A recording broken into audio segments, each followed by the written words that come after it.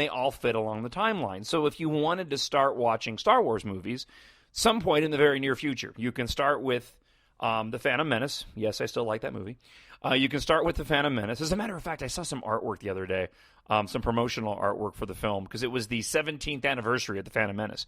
And just seeing the visuals of that movie, it brought about actually what I'm going to talk about here in the last few minutes of the podcast. But before I get to that point, you could start off with The Phantom Menace, and then you could work through, and you could go, Phantom, Attack of the Clones, Revenge of the Sith. And then eventually, you'll be able to do the Han Solo spin-off film in between. You'll be able to watch wherever in the timeline the eventual Obi-Wan Kenobi movie takes place, because that'll happen between episodes 3 and 4. And then you'll be able to watch Rogue One. And then you'll get to 4, 5, and 6. And then you'll get to 7, then 7, 8, and 9. I really hope they do some spin-off films in the new saga. I want to see some movies done in between the saga films. We probably won't get those for a while. Disney is slowly adding their own prequels, if you will, to the Star Wars canon. And they're doing it with Rogue One.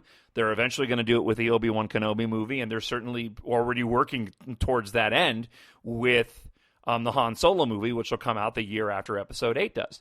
Here's the issue, though.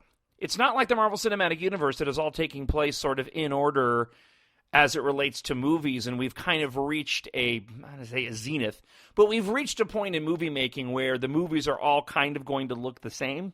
You're not really going to be breaking any major ground. We've got that far with the CGI. The films, the Star Wars films, are going to feel disjointed.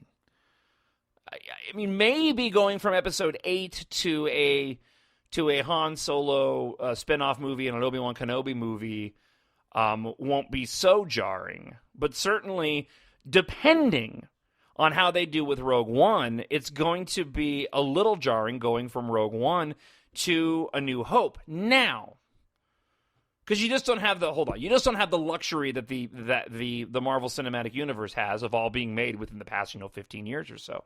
Now, I wonder how much thought Disney has put into this. Is Disney Lucasfilm looking at this from the standpoint of, we'll just make each one of these movies their own and not really worry about how they look compared to the original trilogy? They certainly didn't do that with The Force Awakens. And it doesn't so far look like they're doing that with Rogue One. It looks like they've thought about this, and they're trying to use Rogue One as the bridge to the past in A New Hope, even though it's further in the timeline, just like Episode 7 is the bridge to the past, really the past, in Return of the Jedi. You see, it's almost like you're looking at it as a flow chart. We'll take Rogue One and we'll begin to design it down to the level of A New Hope, so that you have your original trilogy in here, which were made a long time ago, and then we'll use The Force Awakens to bridge the gap out of the differences that modern filmmaking has compared to the original trilogy. That's what it seems like they're doing. Where I think they're going to have the most difficulty is probably going to be in making that transition from Episode 3 through the Han Solo movie, through the Obi-Wan Kenobi movie to Rogue One, depending on which one happens first. So if they do an Obi-Wan Kenobi movie shortly after Episode 3, you could be really smart about it and make it aesthetically as close as you can to Episode 3 while still beginning to dial it down. If the Han Solo movie takes place in the timeline after the Obi-Wan Kenobi movie, then you can kind of have a set ground where you can work from, where don't get too advanced over Rogue One, but also harken back to a little bit about what you saw in Episode 3. And I'm probably way overthinking this. I guess more to my point, the technology in the prequel trilogy looks a lot more advanced than the technology in the original trilogy. That's the one thing that always bothered me the most. I know that they made some references and they pulled from some stuff from the original trilogy, but I really wish that while Lucas was doing such an amazing job of expanding the universe, I wished he would have kept some things more grounded in what the original trilogy brought us. Because really, in terms of technology, we should have seen what we were seeing in the prequel movies coming up in this next saga. And we haven't done that yet. I mean, The Force Awakens really did sort of bring it back down to the old 70s, 80s aesthetic of what we thought a galaxy far, far away technology was going to end up looking like. All of this is to say that it'll be very interesting to see what the canon of movies looks like in the next 6 years, and what it feels like working through all of the movies in order, since they all are going to relate to each other. I mean, sure, you have your saga films, but if you're going to do a marathon, and I think that's what a lot of fans will do, you're going to want to include all the different movies. You're going to want to include all these spin-off movies, and I like the fact that they're making them canon. I like the fact that they are able to go and do that. I think that's going to be really unique and different. Now, let me get to, I think that's pretty much covers it for the Rogue One leak. I'm just really excited for this movie. I think it's going to work on a really unique and interesting level, and I hope that they ended up doing what I thought that they were going to do, or what I'm suggesting that they're doing, and that they're trying to use Episode 7 as it relates to Return of the Jedi to bridge the gap, and they'll try to use Rogue One as it relates to A New Hope to bridge the gap as we come out of these prequel trilogy movies. Now, let me go here real quick. We're running out of time here on the podcast, but I watched The Force Awakens the other day. I watched it on was it Friday? Yeah, I watched it on Friday. And before I watched the movie, I ended up going to this toy store.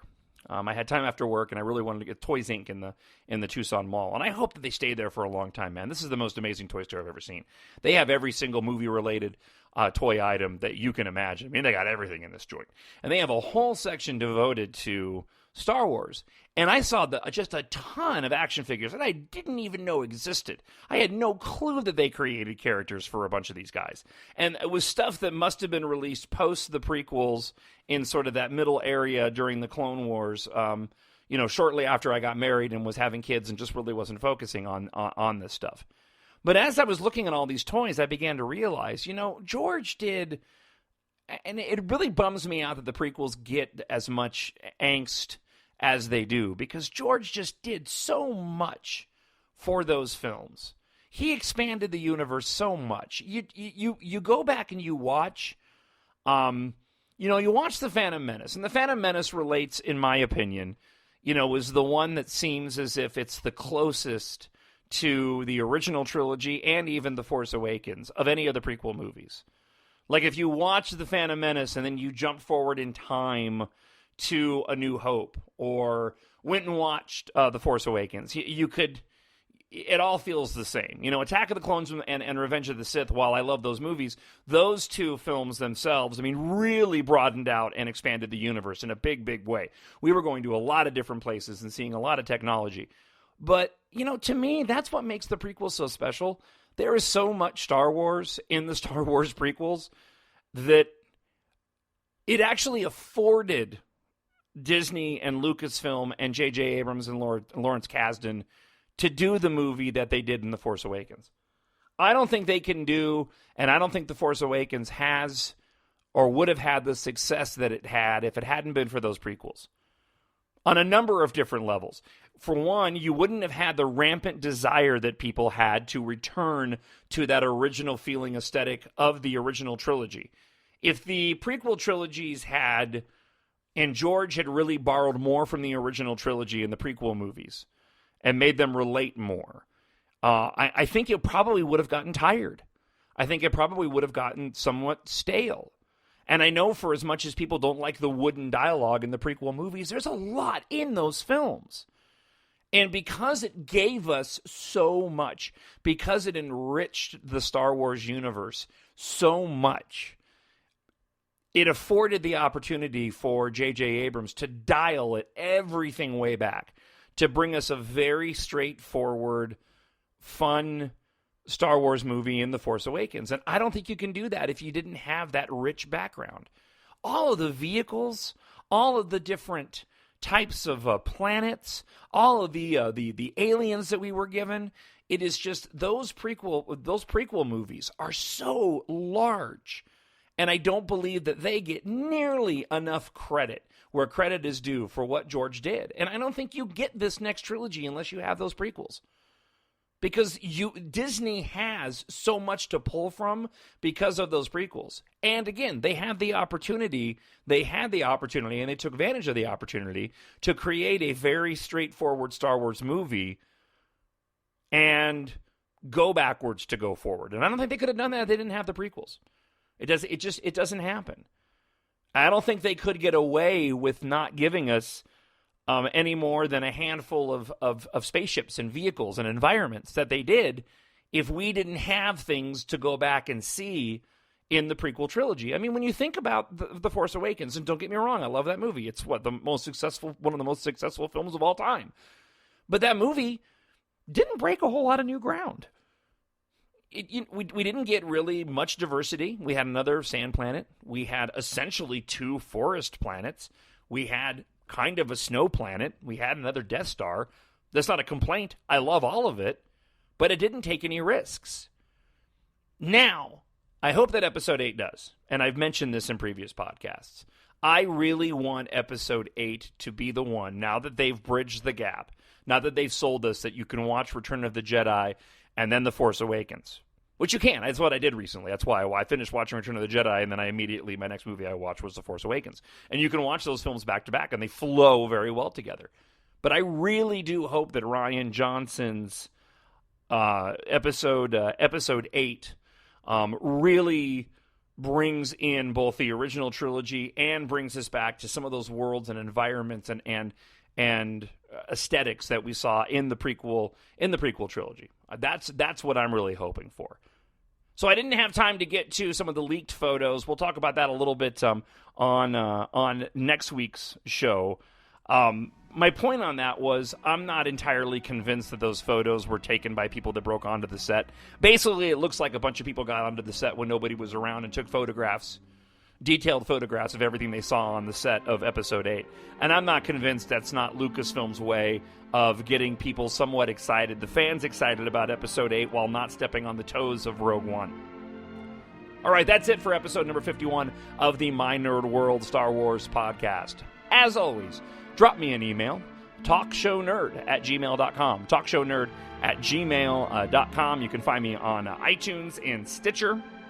Follow me on Twitter @Jon Justice.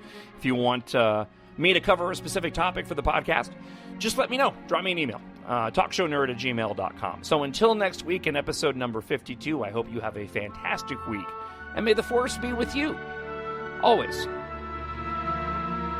My Nerd